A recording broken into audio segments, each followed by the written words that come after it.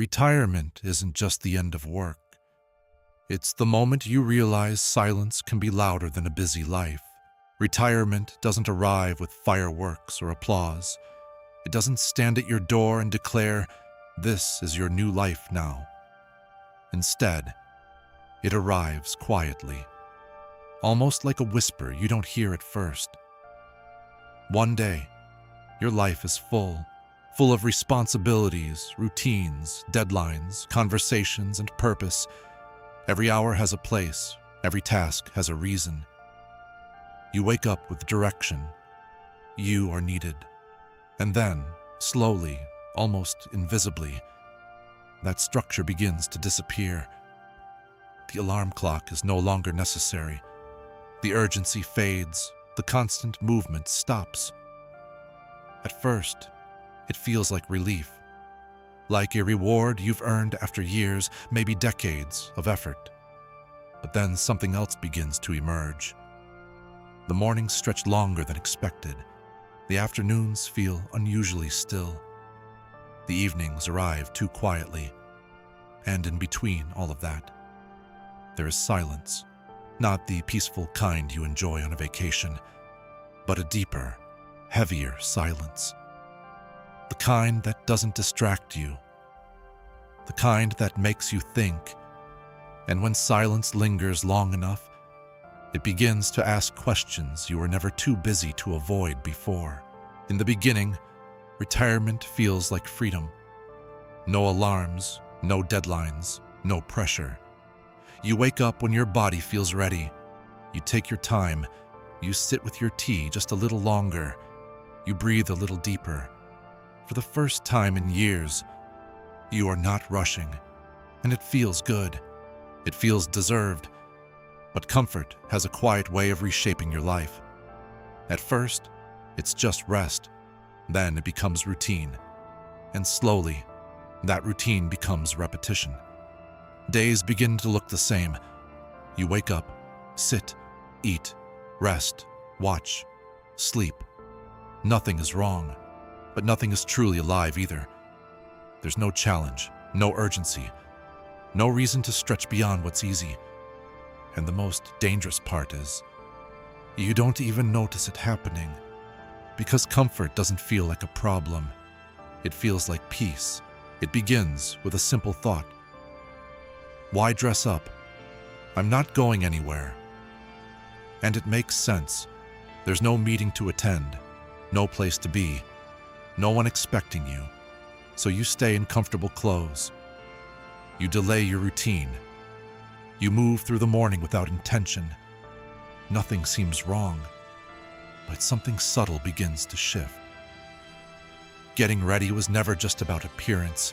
It was a signal, a message to your mind that the day matters, that you matter, that something is about to happen. When that signal disappears, your sense of engagement fades with it.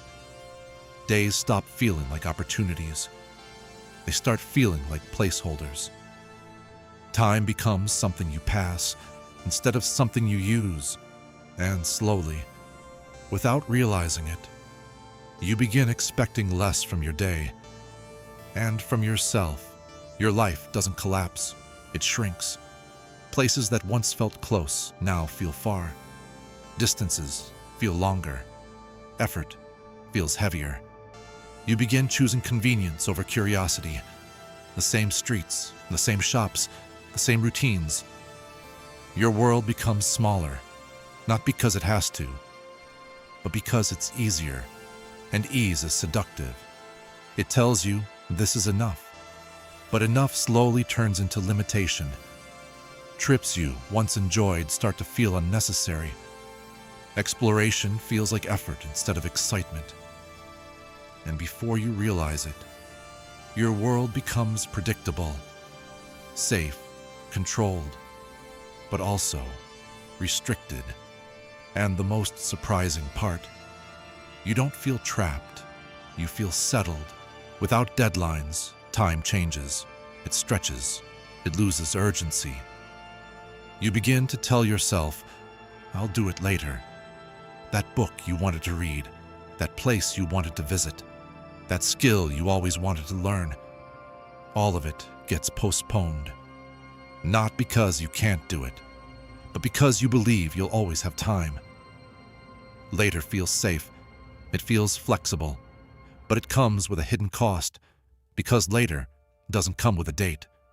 Days pass, weeks pass, months pass, and slowly, later becomes maybe, and maybe becomes one day, and one day, quietly, becomes never. Not because you chose it, but because you waited too long.